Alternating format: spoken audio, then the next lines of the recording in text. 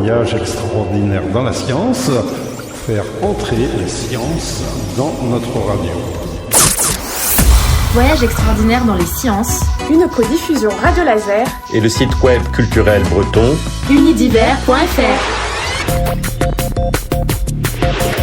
Bonjour à toutes, bonjour à tous. C'est donc un voyage extraordinaire dans le monde des sciences que nous invite cette émission. Je suis donc avec Jean-Louis Coatrieux, homme de lettres, poète, romancier, essayiste, homme de science de renommée internationale. Bonjour Jean-Louis. Bonjour Félix.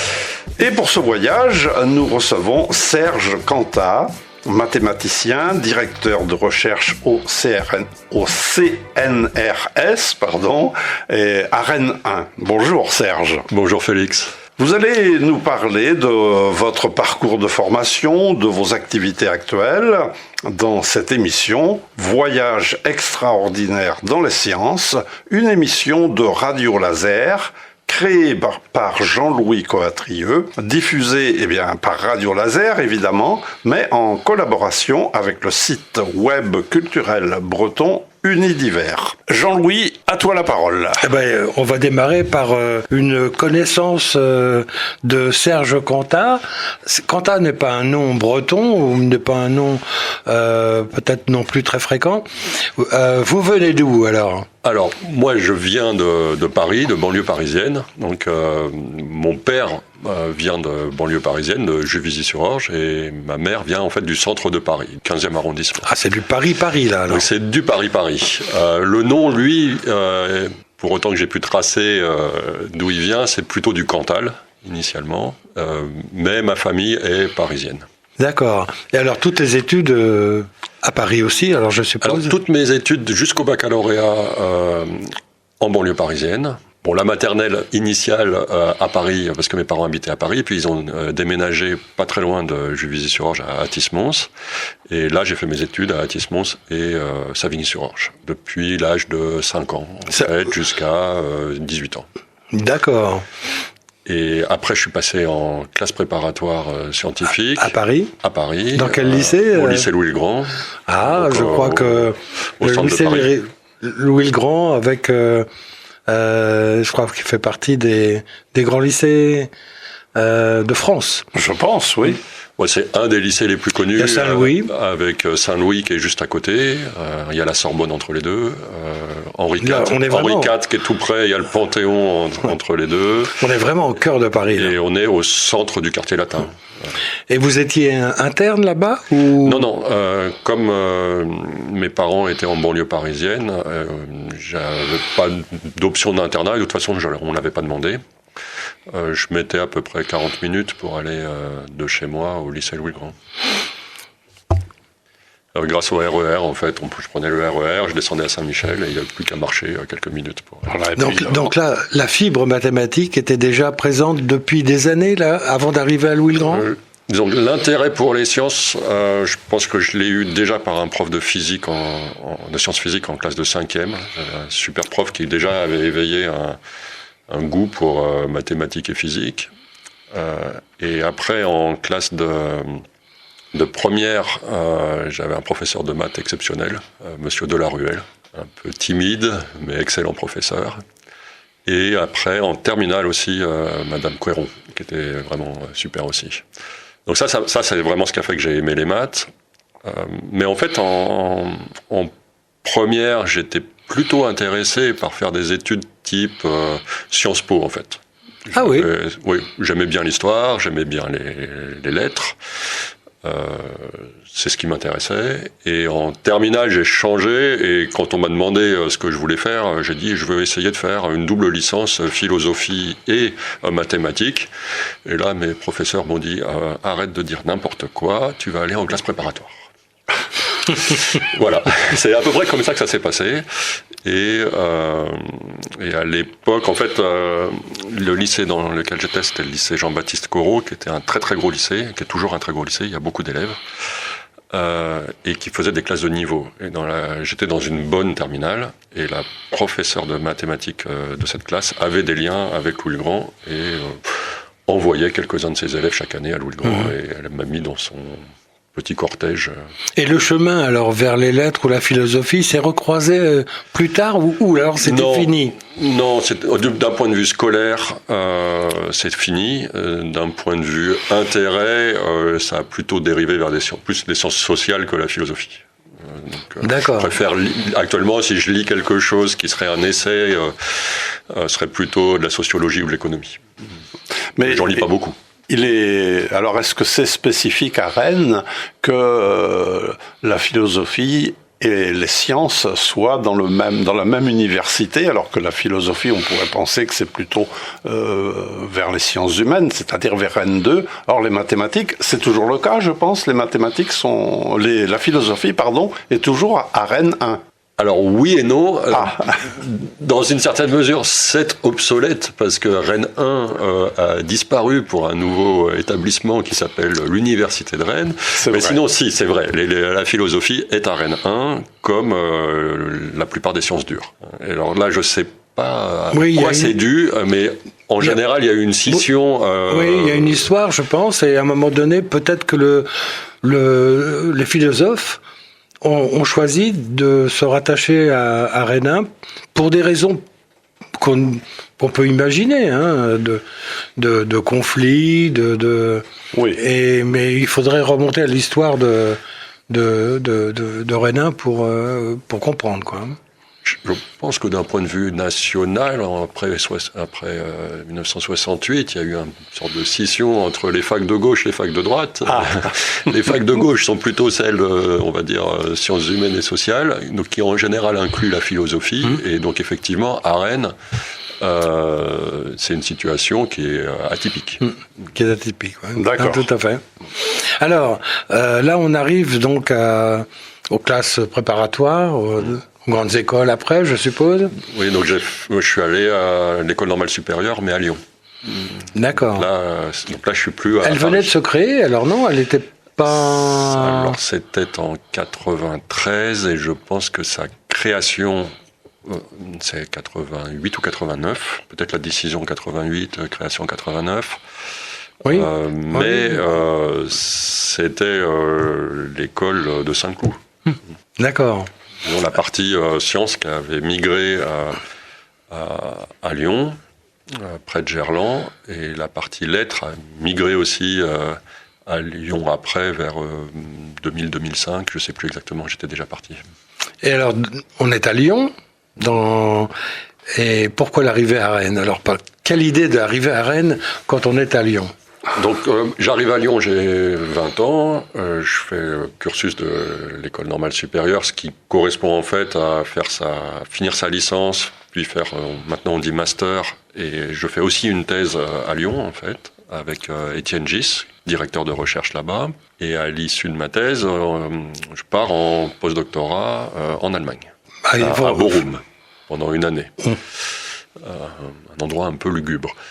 Et ma femme Isabelle, elle est physicienne, et on cherche un poste de maître de conférence ou au CNRS en France, si possible dans la même ville. Et Rennes nous a offert des postes à tous les deux au même moment, ce qui est une bénédiction, et donc nous arrivons à Rennes. Tu te souviens d'Isabelle, bien sûr, oui, Félix, c'est ce que j'allais dire. On peut rappeler quand même qu'on a parlé de bulles. Ah oui, c'était un moment magnifique, là. Absolument. Où les sciences côtoyaient ou même se mélangeaient complètement avec le côté ludique. Tout à fait. Mais Serge, il va nous donner des exemples aussi, je crois, oui, qui vont dans ce sens. Donc c'est pas les mathématiques, c'est quelque chose de sérieux, mais ça souvent présenté comme un jeu, hein, aussi. Oui, pour eux, je crois qu'ils s'amusent. On va le voir. Hein, oui. Peut-être pas tous, mais et pas tout le temps. Clairement, je m'amuse en faisant des mathématiques. Et aussi, j'ai horreur des jeux mathématiques qu'on trouve dans les journaux. Ah oui, c'est autre chose. Je trouve ça. En fait, j'ai horreur de ça. J'aime pas ça. Et j'aime pas trop l'image que ça donne des mathématiques non plus. Mais... Alors, Rennes, l'IRMAR est une grande maison. Je sais pas combien il y a de chercheurs maintenant, mais Alors, l'IRMAR, donc c'est l'Institut de recherche mathématique de Rennes, c'est le laboratoire de mathématiques à Rennes. En fait, il y a un unique laboratoire de mathématiques à Rennes depuis une vingtaine d'années. Avant, c'était plusieurs laboratoires, mais qui ont été unifiés en une seule structure. Ce qui fait que, d'une part, c'est multi-sites.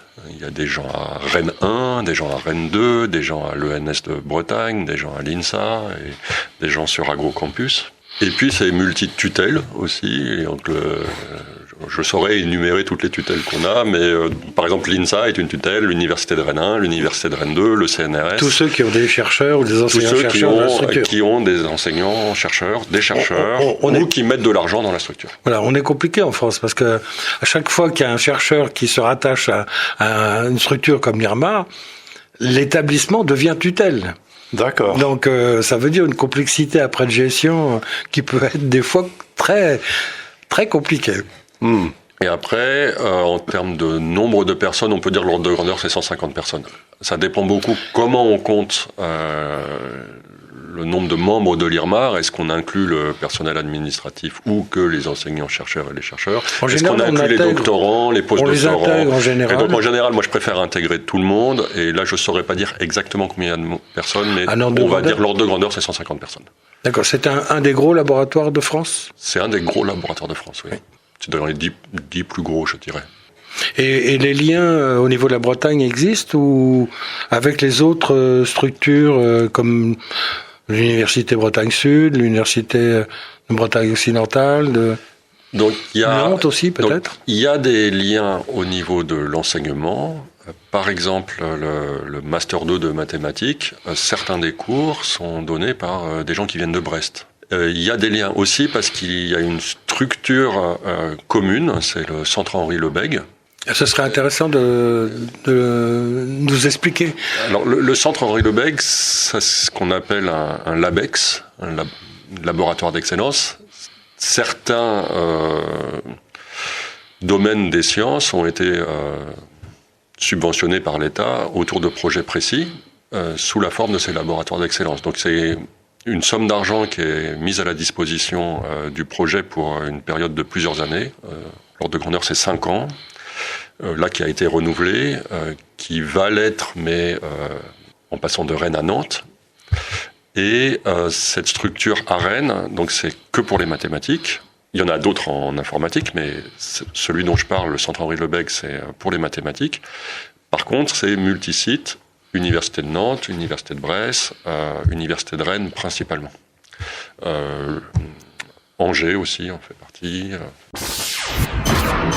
Radio Laser en FM et en DAB+. Alors, qu'est-ce qu'on fait dans cet IRMAR et sur quoi travaille-t-on? Alors, presque toutes les mathématiques. Il y a quelques domaines qui sont absents, mais on peut dire qu'on trouve l'ensemble des mathématiques.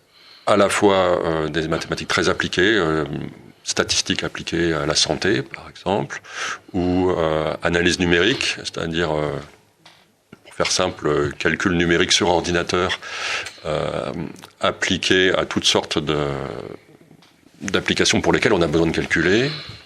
Il y a des créations de logiciels, que ce soit en statistique ou en analyse numérique, mais aussi les mathématiques les plus fondamentales. Par exemple, le programme de Langlands pour la théorie des nombres, qui est plus difficile à décrire. Il y a des grandes séparations toujours entre algèbre, analyse numérique. Il y a des séparations, c'est clair. Il y a des séparations, je dirais, dans les pratiques. Comment on vit les maths, comment on les fait. Il y a des séparations parce que les gens interagissent peu. Quand on passe de la théorie des nombres à l'analyse numérique, il y a effectivement peu d'interactions. Mais il y a quand même un continuum. Les gens d'analyse numérique vont interagir avec les gens d'analyse ou avec les gens de mécanique. On a aussi une partie mécanique dans le laboratoire, qui eux-mêmes vont interagir avec les gens de probabilité ou en mécanique avec les gens en géométrie, qui eux-mêmes vont interagir avec les gens qui, comme dans mon équipe, font des systèmes dynamiques. Donc, pour moi, c'est vraiment un tout. Les interactions ne sont pas toujours directes, mais on peut passer continuellement d'un thème à l'autre. Alors vous, est-ce que c'est votre cas? Vous passez À travers quel domaine alors Expliquez-nous un peu. Je pense qu'on peut dire que ma recherche se situe à la frontière entre 3 domaines. D'une part, les systèmes dynamiques, c'est vraiment ma formation initiale. Ce qu'on appelle la théorie des groupes et la géométrie algébrique.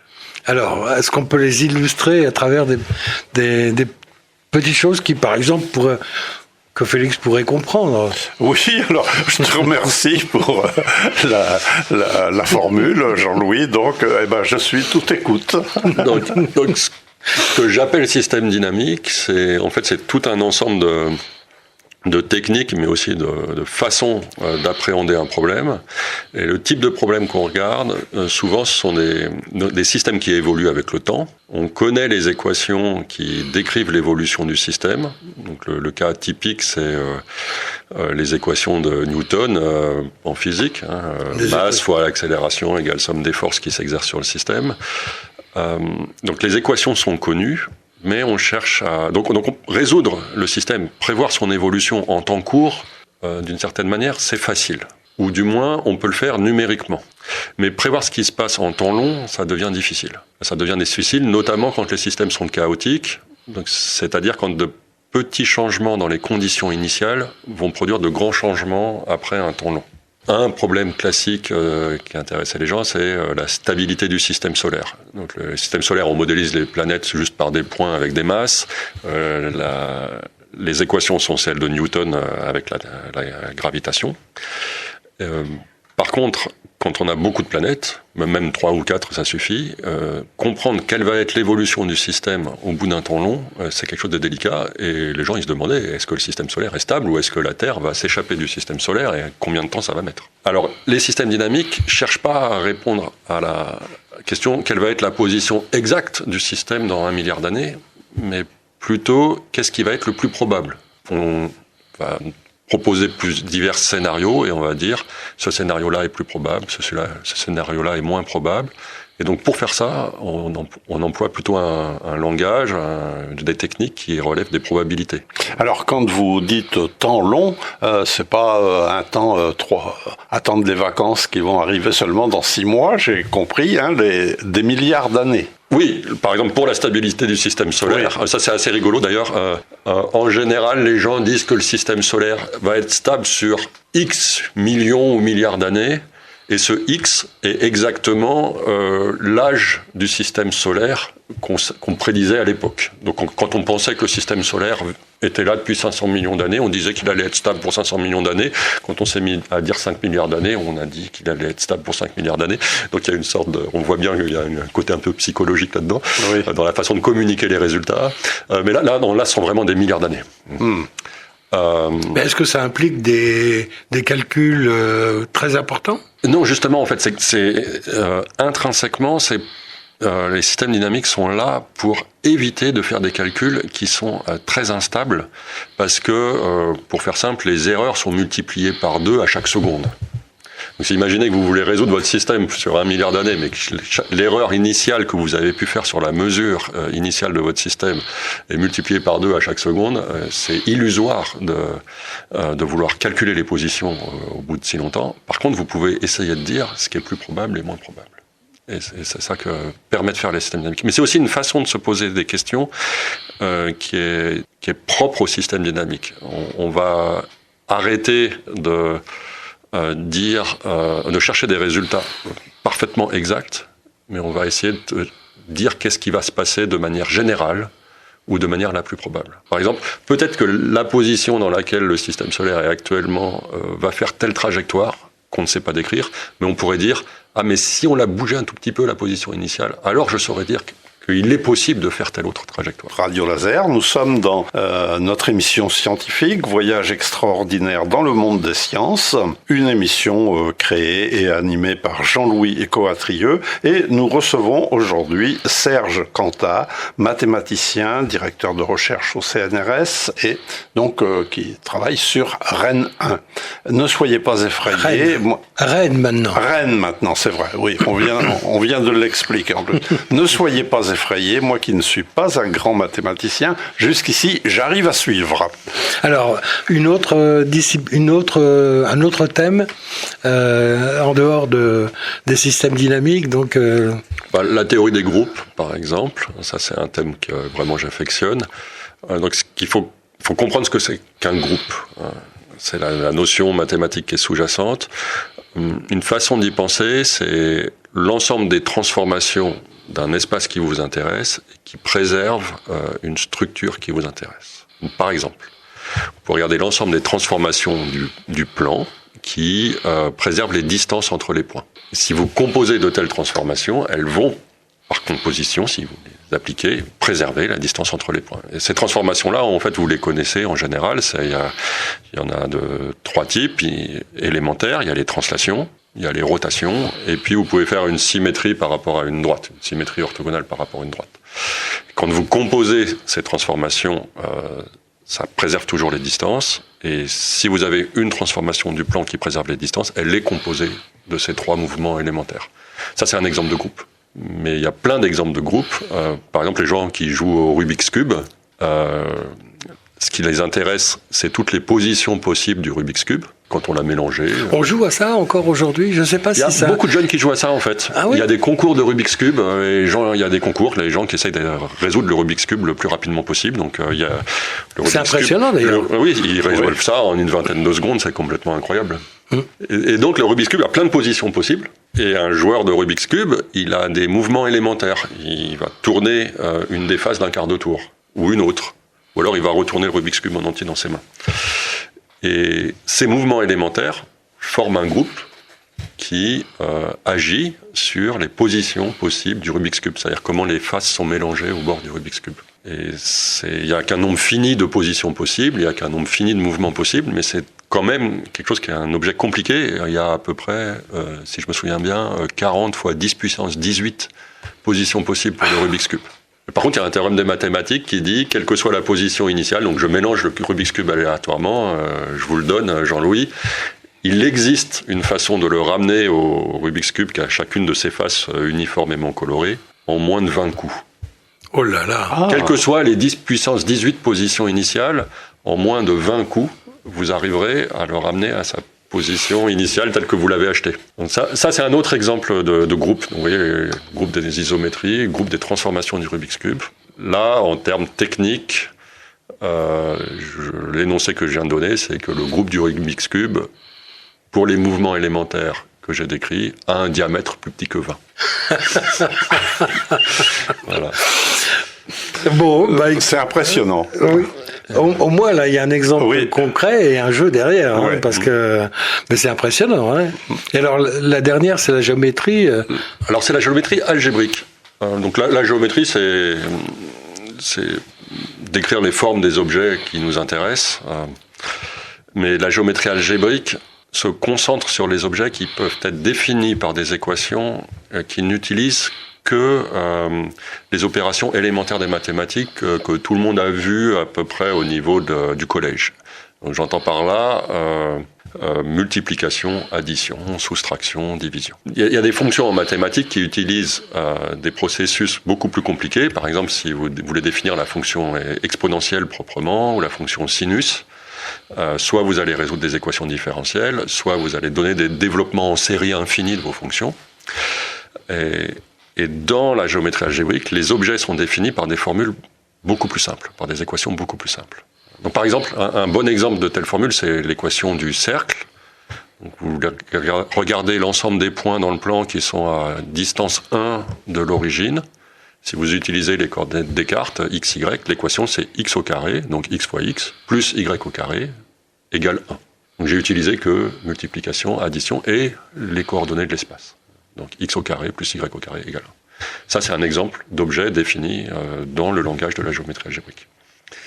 Et donc, les objets que moi j'étudie sont ces ensembles définis par des équations algébriques, polynomiales, et les transformations de ces objets qui, elles-mêmes, sont définies par des formules n'utilisant que des polynômes, c'est-à-dire multiplication, addition, des variables, et des coordonnées de l'espace. pas de formule du type sinus ou exponentielle. Il y a un exemple précis qui pourrait être évoqué, qui permettrait de comprendre concrètement où ça peut conduire. Alors, il y a peut-être d'abord un exemple de d'où ça vient. Oui. La géométrie algébrique, c'est la géométrie qui est la plus reliée à la théorie des nombres. L'équation de Fermat, qui est assez célèbre, x puissance n plus y puissance n égale z puissance n. Quelles sont les solutions de cette équation en 3 variables? On cherche 3 nombres x, y et z qui vérifient cette équation avec des nombres entiers. N est fixé, on peut penser n égale 17 par exemple. Ce type d'équation qui vient de la théorie des nombres, on cherche les solutions entières, sont des équations qui sont données par des formules polynomiales. Ce que j'ai écrit là, x puissance 17 plus y puissance 17 égale z puissance 17, c'est un exemple de formule polynomiale qui est dans le cadre de la géométrie algébrique. Donc c'est la géométrie qui interagit le plus et le mieux avec la théorie des nombres, ça c'est important. C'est la géométrie d'une certaine manière la plus simple. Donc, d'une certaine manière, elle se justifie par elle-même. Les équations du cercle, les équations des coniques, les paraboles, les hyperboles sont dans le langage de la géométrie algébrique. Des exemples simples de transformation algébrique de variété algébrique, c'est le terme mathématique que j'emploie quand j'en parle avec mes collègues. Ça, c'est plus compliqué, mais l'exemple le plus simple, ce serait les transformations du plan qui peuvent être exprimées en coordonnées. Donc j'utilise les coordonnées x et y dans le plan, juste par des polynômes en les coordonnées. Donc par exemple, je prends un point de coordonnées x et y, son image par la transformation du plan que je regarde, ça va être, la première coordonnée devient y, la coordonnée d'avant, et la seconde devient x plus y au carré. Cette transformation-là, quand on la regarde comme prenant un point du plan, nous vendant un nouveau point du plan, et si on répète cette transformation indéfiniment, produit un système dynamique chaotique. Ici, le temps, c'est le nombre de fois qu'on répète cette transformation. Alors, dans cet exemple, le temps n'est pas continu, il est discret. Chaque seconde, on applique cette transformation, partant du point qu'on a choisi initialement dans le plan, on applique la transformation et on recommence. Et on cherche à décrire quelle zone de l'espace du plan est visitée par la trajectoire de ce point. Juste une petite question sur un concept, le temps discret. C'est pas le temps qui parle tout bas, c'est le contraire du temps continu, si j'ai bien compris. Oui, en général, on mesure le temps continuellement, il s'écoule. On le mesure, nous, en heures, secondes, etc. Mais il y a des quarts de seconde, des millièmes de seconde, et il est continu.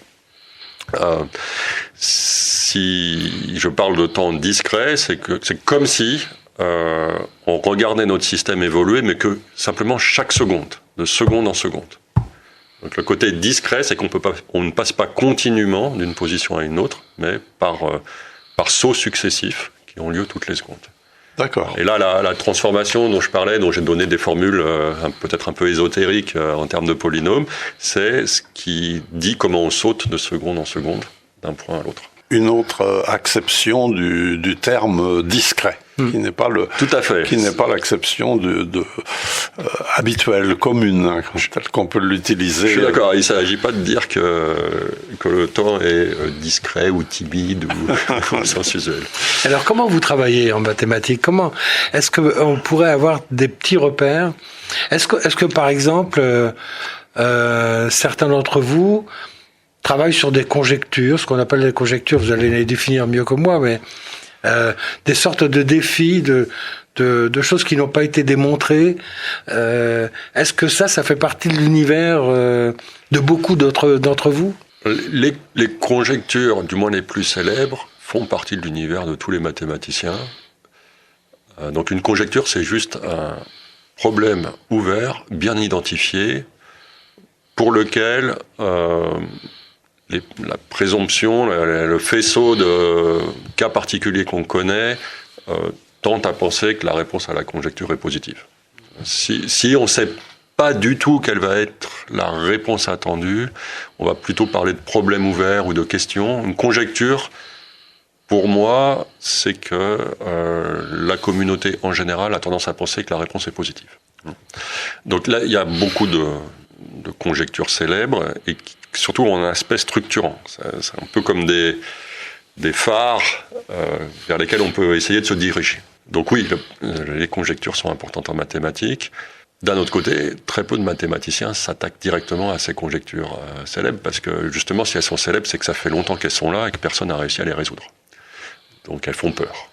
Et par exemple, je recommande pas à mes doctorants, ceux qui apprennent le métier avec moi, de s'attaquer à ce genre de conjectures.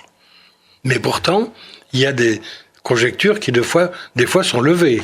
Ah, tout à fait. Récemment, il y a eu cette conjecture de Poincaré. Quand je dis récemment, c'est il y a une vingtaine d'années, qui a été résolue. Mais ce sont des événements très rares et joyeux. Et c'est tant mieux quand ça arrive. Mais je dirais pas que... autant je pense que c'est vraiment structurant pour positionner sa recherche en mathématiques.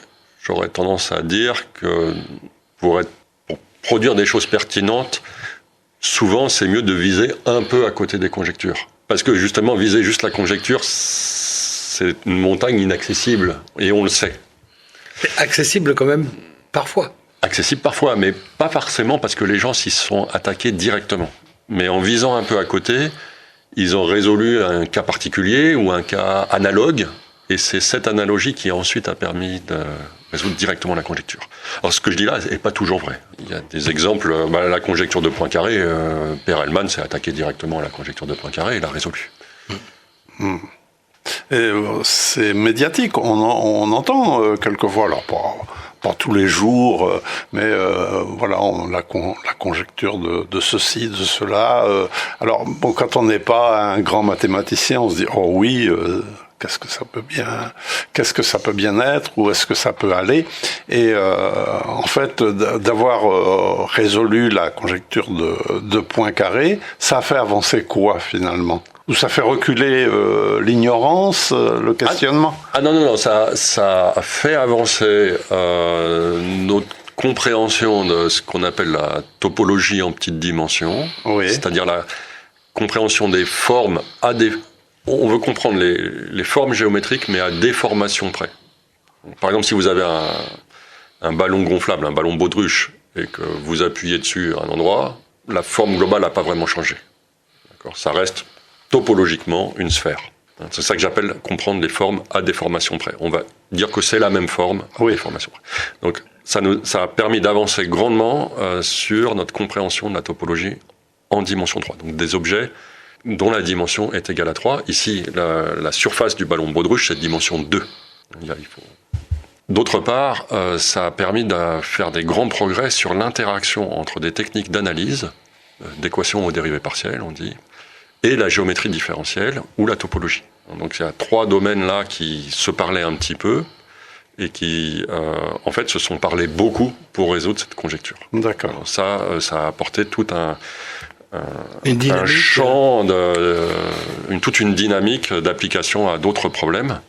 C'est la compréhension de l'analyse sous-jacente, ce qu'on appelle le flow de Ricci, qui est comment faire évoluer des formes en prescrivant comment va évoluer la géométrie de l'ensemble qu'on regarde, ici des propriétés de courbure, comment l'objet est courbé. On est bien ensemble. Radio Laser, sur le 95.9 FM et en DAB+. Et du point de vue production, là on parle de sortes de défis aussi en même temps, pour les mathématiciens. Il y a des rêves aussi de nouveaux espaces, de nouvelles branches qui s'ouvrent devant vous, avec où c'est plutôt structuré maintenant et on va pas chercher d'autres espaces à remplir. Alors non. Alors d'abord, il y a plein de nouveaux espaces qui apparaissent perpétuellement, plein de nouvelles façons d'appréhender en fait la complexité des objets qui nous intéressent. Donc là, je peux évoquer quelque chose que je ne connais pas bien du tout, mais il y a Peter Scholzer en Allemagne qui a développé ce qu'on appelle la théorie des perfectoïdes et récemment ce qu'il appelle topologie condensée ou les mathématiques condensées, et qui sont des nouvelles façons de penser la topologie ou la géométrie plutôt algébrique des objets qu'intéressent les mathématiciens. Malheureusement, je ne connais pas ça. Mais il y a d'autres... Donc, en fait, ça bouge tout le temps. Ça bouge tout le temps, mais il y a aussi d'autres... Parce que l'image des mathématiques qu'on peut avoir de l'extérieur, c'est que c'est assez rigide, finalement. Que c'est bien calé, structuré. Oui, ça c'est l'image qui est donnée, et c'est pas forcément un mal, parce que c'est l'image qui est véhiculée en lycée. Oui. C'est l'aspect rigueur, choses exactes, calcul effectif qu'on sait mener. Et c'est bien de savoir qu'on peut le faire. Et s'il faut que ce soit fait au lycée, c'est bien que ce soit en mathématiques. Donc ça me choque pas. Par contre, ça cache l'aspect dynamique des mathématiques. D'autres choses que je pourrais évoquer, c'est par exemple l'interaction mathématiques et biologie. En fait, les mathématiques sont pas très bien armées pour ces interactions-là actuellement, parce que sont soit trop proches des choses parfaitement exactes, soit trop proches des choses parfaitement aléatoires, ou, disons, des choses pour lesquelles la quantité d'objets est vraiment très proche de l'infini. Et la biologie se situe un peu entre les deux. Ou alors, un autre thème, c'est comprendre la géométrie des liens qui existent entre les participants de réseaux sociaux ou simplement les sites web sur Internet. Donc on se retrouve avec des données très très grandes, une forme de géométrie. La géométrie, c'est les points qu'on regarde sont par exemple simplement les pages web sur Internet, mais les liens entre les pages donnent des liens géométriques. On va dire que si une page pointe sur une autre, on a un lien géométrique entre les deux points qui correspondent. Comprendre ce genre de structure, qui est un peu intermédiaire, les mathématiques n'étaient pas très bien armées il y a 25 ans pour ça, et en biologie, je ne sais pas très bien. Pour ce qui est de comprendre des réseaux de type le réseau des pages web, là, ça a complètement explosé. Ça, c'est plutôt l'interface entre informatique théorique et mathématiques. Alors, comment ça se passe dans un laboratoire de mathématiques autrement ? Moi, je sais pas, il paraît que les mathématiciens ne peuvent pas survivre quelque part s'ils n'ont pas des tableaux à leur disposition. Est-ce que c'est vrai ? C'est une vision légèrement exagérée, mais que je partage. Moi, je peux pas survivre sans un tableau. À l'université de Rennes, en fait, sur toutes les universités de Bretagne, ils ont créé ce qu'ils appellent les PNRB. C'est un terme technique pour dire qu'en fait, ils ont construit des grands amphithéâtres connectés entre les universités bretonnes. Ils ont fait de très jolis amphithéâtres. Ils sont vraiment superbes. Il y a des grands écrans pour projeter un exposé qu'on aurait préparé sur son ordinateur.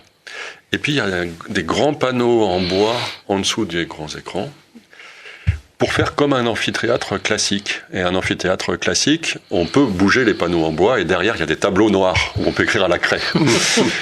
Et ils ont oublié de mettre les tableaux noirs derrière. Et pour moi, c'était un choc. Cette absence de tableaux dans un amphithéâtre, c'était presque un affront, on va dire. Ça montre mon attachement au tableau noir. C'est d'ailleurs l'image humoristique qu'on donne souvent d'un prof de maths qui est devant son tableau avec les cheveux un peu ébouriffés et puis qui a des formules dans tous les sens. En général, il est dodo. Oui. On n'a pas l'impression qu'il nous parle. Il est ébouriffé, mais surtout, il a plus trop de cheveux parce qu'il se gratte la tête. Et il écrit une formule incompréhensible sur son tableau. Oui, c'est l'image un peu stéréotypée, mais qui n'est pas complètement fausse. J'ai un tableau noir dans mon bureau et ça m'arrive d'être seul face à mon tableau noir. Ça m'arrive. Mais surtout, j'utilise ça pour communiquer avec les gens. Radio Laser en FM et en DAB+. Pour les auditrices et les auditeurs qui nous rejoindraient maintenant, nous sommes dans notre émission scientifique, Voyage extraordinaire au pays des sciences, donc l'émission de Jean-Louis Coatrieux, et notre invité aujourd'hui, donc, c'est Serge Cantat, mathématicien. On continue. Oui, alors je crois qu'on va parler des initiatives finalement des mathématiques vers le grand public et vers peut-être les jeunes, puisque c'est une des motivations de notre émission. Tout à fait. J'ai découvert à travers la préparation de cette réunion un site qui quand même est un peu magique pour moi, qui est l'image des mathématiques. Je ne sais pas, Félix, si tu es allé voir en quoi ça consiste, mais il y a beaucoup de choses sur ce site. Vous pourriez nous expliquer quelle est l'origine de ça, et puis quelle est la vocation que les mathématiciens donnent à ça. Parce que je ne pense pas qu'elle soit si connue que ça du grand public, cette initiative. Donc c'est un site web qui regroupe des articles de mathématiques, mais à destination du grand public. Il a été créé il y a un peu plus d'une dizaine d'années par Étienne Gis, et j'ai oublié son acolyte à l'époque. Initialement, Images des mathématiques, c'était une revue du CNRS, interne au CNRS. Les mathématiciens écrivaient des textes, on va dire, de vulgarisation, mais à destination des mathématiciens professionnels. Comme si moi, j'essayais de vulgariser ma science, mes travaux, pour mes collègues sur toute la France. Et collègues du lycée ou de collège? Non, collègues... de recherche. De recherche. Ça, c'était la revue avant la création du site web.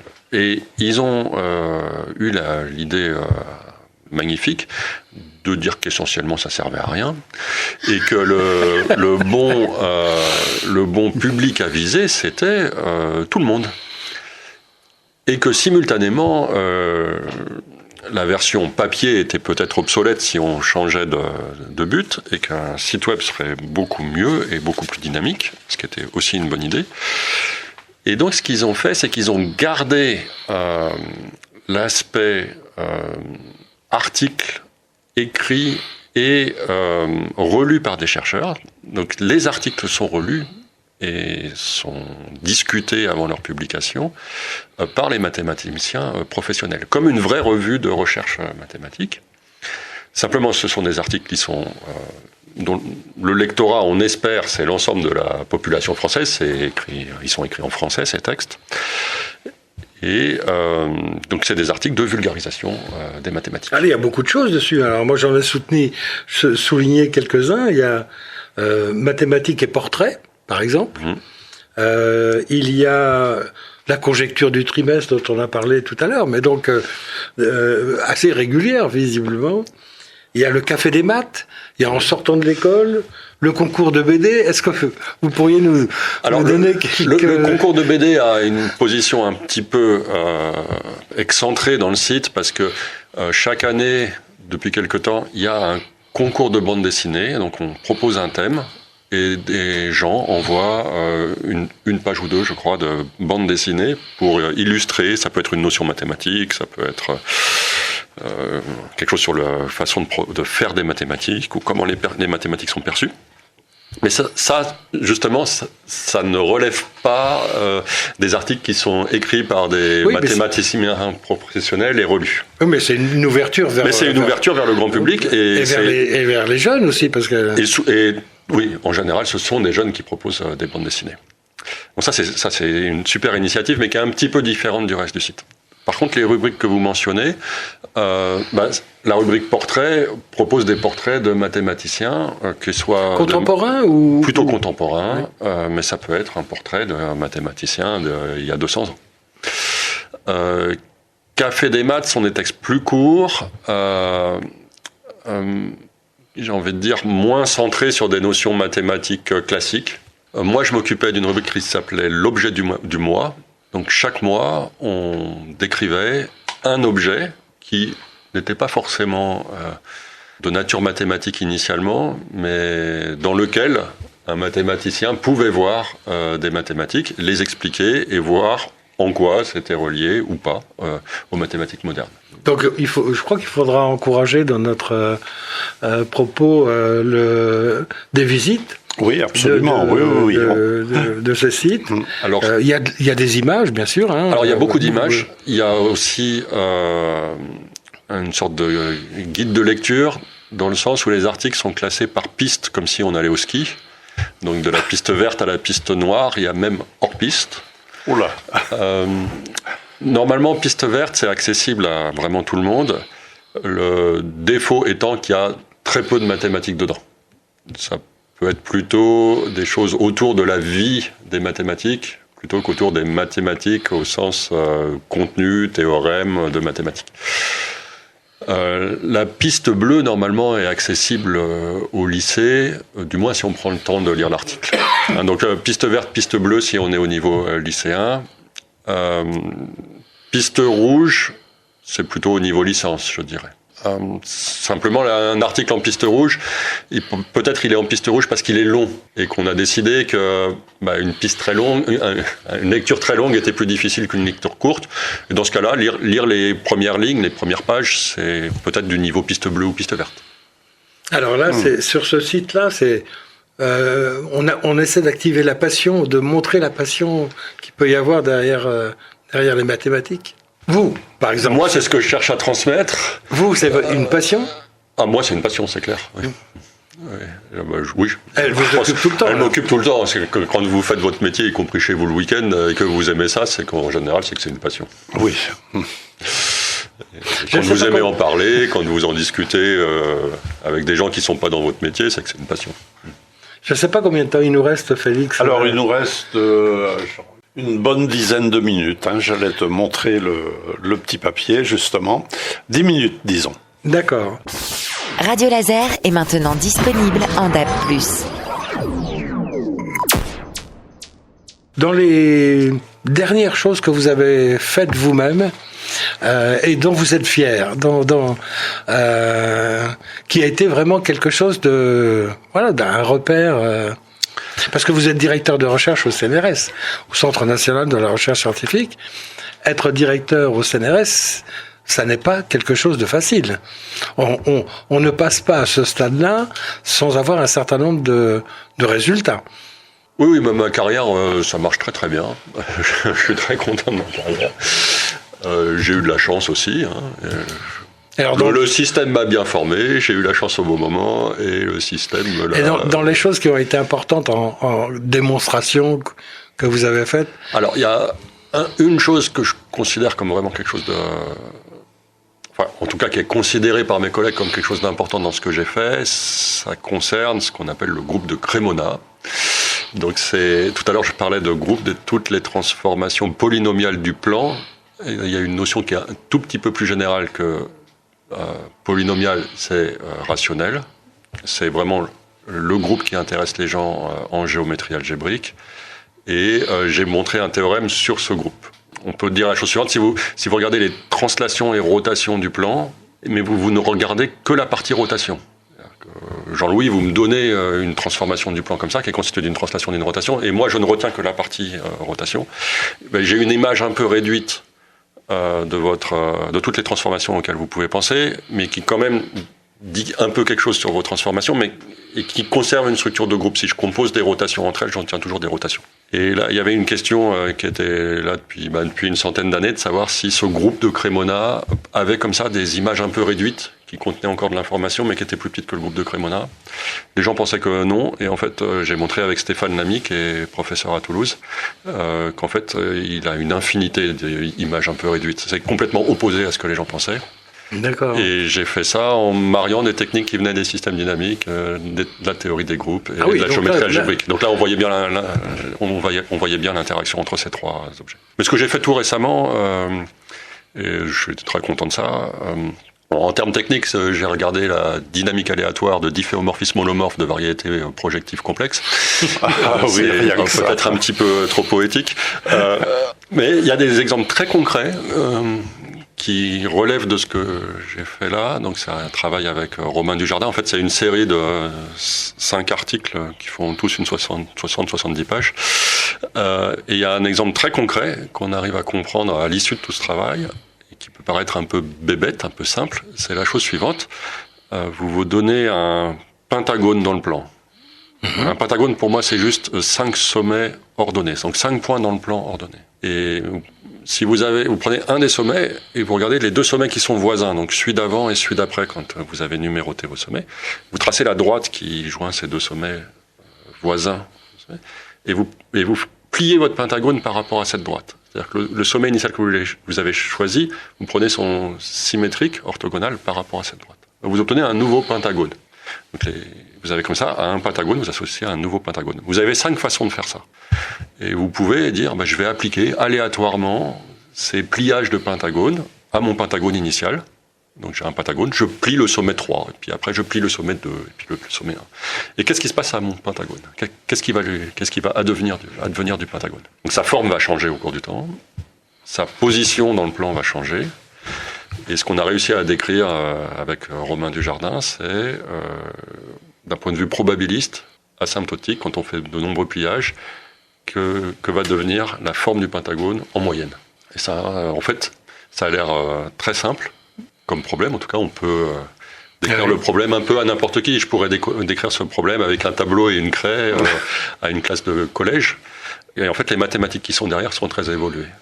On est bien ensemble. Radio Laser, sur le 95.9 FM et en DAB+. Je voudrais revenir en arrière. Le groupe Cremona, pourquoi Cremona ? Cremona, c'est un personnage intéressant. C'est un mathématicien italien de la deuxième moitié du 19e siècle qui a étudié ces transformations, ce groupe de toutes les transformations de Cremona, qui a démontré les premiers résultats consistants sur ce groupe. Et puis, en fait, il a un peu arrêté les mathématiques pour devenir, alors je ne sais pas exactement le terme à l'époque, mais ministre de l'Éducation nationale en Italie. D'accord. Donc c'est une figure importante, mais il n'a pas révolutionné les mathématiques du 19e siècle, mais il a quand même produit des travaux importants en mathématiques. Et puis c'est une figure très importante, je pense, pour l'éducation en Italie. Parce que c'est aussi une ville, Cremona, oui. Une ville de Lombardie dans laquelle a vécu l'illustre Stradivarius. Alors je me disais, on associe souvent mathématiques et musique. Alors je me disais, c'est peut-être par là qu'il faut trouver le nom de ce groupe, mais non. Non, c'est le nom de... Je crois que c'est Luigi Cremona. D'un chercheur. Et Cremona, je pense que ça veut dire Crémone aussi. Oui, tout à fait. Oh, je savais bien que Félix allait nous ramener en Italie. Donc, non, mais je trouve que c'est assez fascinant aussi ce lien qu'on fait souvent entre musique et mathématiques. On va peut-être changer de registre parce que là on arrive sans doute à la fin de l'émission. Il y a un autre volet qui m'a intéressé dans les lectures donc préparatoires. C'est le volet intervention. Parole publique, je dirais, qui n'est pas si fréquent pour les chercheurs. Des interventions dans les journaux sont rares, à mon avis. Et il y en a deux, alors que j'ai repéré. Il y en a une qui concernait les conséquences du travail à distance, etc. Alors, ça, évidemment, plus général, pour les mathématiciens, ce serait intéressant de savoir. Et puis, la deuxième, c'est une prise de position aussi sur l'orientation actuelle de mesures pour la recherche dans la visée de l'économie de la connaissance. Mais bon, prenons le premier sujet qui est quand même un sujet encore d'actualité sur la... Le premier, ça correspond à une tribune que j'ai écrite dans Le Monde, que j'ai écrit au moment du premier confinement, en fait. Peut-être du deuxième. En fait, j'étais choqué par le discours ambiant qui disait que tout va bien pour l'enseignement supérieur parce que les étudiants peuvent suivre leurs cours à distance et que par contre, il fallait, par exemple, même si je pense que c'était une bonne chose, mais par exemple, pour la culture, il fallait vraiment un soutien économique, que là, il y avait des difficultés. Et ce discours me choquait parce que tout n'allait pas bien du tout. Les étudiants souffraient et j'avais envie d'expliquer que je trouvais anormal qu'on ne pose pas la question des étudiants dans l'enseignement supérieur aussi sous l'aspect économique. À l'époque, un étudiant qui va à l'université, il fait un choix de carrière, de parcours, il s'engage à quelque chose et pour à peu près 20% des étudiants, ils doivent travailler pour subvenir à leurs besoins pendant leur période d'études. Et dire que tout allait bien et qu'on n'avait pas besoin de Par exemple, de leur donner un peu d'argent pour se nourrir, ou pour poursuivre leurs études l'année d'après, ou pour financer 6 mois d'études de plus, par exemple. Ça me choquait, donc j'avais envie de faire le point là-dessus. Et donc j'ai fait le point, j'ai écrit cette tribune, et à cette occasion, je me suis aperçu qu'en fait, l'ensemble des données dont on disposait concernant les formations à distance montrait en fait des résultats assez catastrophiques. C'est-à-dire que même dans des périodes où tout allait bien, même pour les universités les plus réputées, les gens qui suivent les cours à distance décrochent. C'est un peu structurel. Donc l'exemple que j'avais, ça venait d'une plateforme qui s'appelle edX, si je me souviens bien, et il y avait une étude pour les cours dispensés par Harvard, qui est l'une des universités les plus connues. Ils avaient à peu près 5 millions et demi de personnes qui s'étaient inscrites sur la durée d'observation des cours, en ne retenant que ceux qui d'entrée de jeu disaient qu'ils voulaient vraiment suivre l'ensemble de la formation et pas simplement les premiers cours pour voir ce que c'était. Et bien, il n'y avait que 20% des gens qui arrivaient jusqu'au bout. Et même parmi ceux qui payaient pour avoir toutes les évaluations et le diplôme à la fin. Donc, en fait, il y avait 80% d'échecs. Et donc, il ne faut pas espérer qu'en plus, dans des situations qui sont tendues liées au confinement, ça marche bien. Donc, j'avais envie de dire ça. D'accord. 3 minutes. Donc, peut-être l'autre... L'économie de la connaissance, c'était une tribune que j'ai écrite avec Alain Herman qui concernait les réformes qu'on peut appeler réformes Pécresse, mais plus largement l'évolution de comment l'Union européenne et la France voient l'université et sa position et la recherche par rapport au tissu économique et social. Et que ces évolutions ont des défauts, et donc j'expliquais les défauts que j'y voyais. Mais est-ce que la finalité tournée vers l'économie, est-ce que ça impacte vraiment les mathématiques? Vous avez quand même une grande liberté Alors ça impacte peut-être les moyens qui vous sont donnés? Ça impacte les moyens, mais plutôt dans le sens où on a eu, je dirais, les mêmes moyens ou un peu plus des moyens. Parce que les mathématiques françaises fonctionnent bien, et donc quand il y a des appels européens, qui donnent des moyens conséquents, on est plutôt bien positionné pour aller récupérer ce type de sous. Par contre, ça déstructure l'aspect collaboratif. Ça change. On parlait tout à l'heure des pratiques mathématiques, donc on a plutôt parlé des conjectures, mais la pratique mathématique, les gens interagissent, les gens s'expliquent ce qu'ils savent, les gens partagent des problèmes. La conjecture, c'est une façon de partager les problèmes. Et je trouve que l'aspect collaboratif a été complètement oublié des réformes qu'on a eues depuis une petite vingtaine d'années. En fait, quand on dit économie de la connaissance, ce qui est sympa, c'est que c'est pas faire l'économie de la connaissance, on garde la connaissance, mais la lecture actuelle, c'est la connaissance au service de l'économie. Et c'est pas développer via l'économie plus de connaissances, c'est la connaissance au service de l'économie. Mais c'est aussi gérer avec des techniques plutôt de gens qui pensent compétition entre entreprises et qui gèrent l'université ou la recherche comme ça. Et au lieu de dire collaboration, émulation, on va dire concurrence et compétition. Et ça, c'est néfaste. C'est vraiment un changement d'orientation dont il est question là. On va conclure, Jean-Louis. Je pense que le temps qui nous est imparti est passé. Bon, écoute, je pense que c'était intéressant d'avoir Serge aujourd'hui avec nous. Les mathématiques, on y croit, n'est-ce pas, Félix? Absolument. Même si parfois pour toi c'était un chemin un peu particulier. Un peu difficile, mais que je revois avec beaucoup de regrets, disons. Moi, je vois, on n'a pas le temps d'en parler, mais il y avait un côté esthétique aussi dans les mathématiques que j'ai trouvé certaines fois, qui aurait pu faire l'objet encore d'échanges entre nous.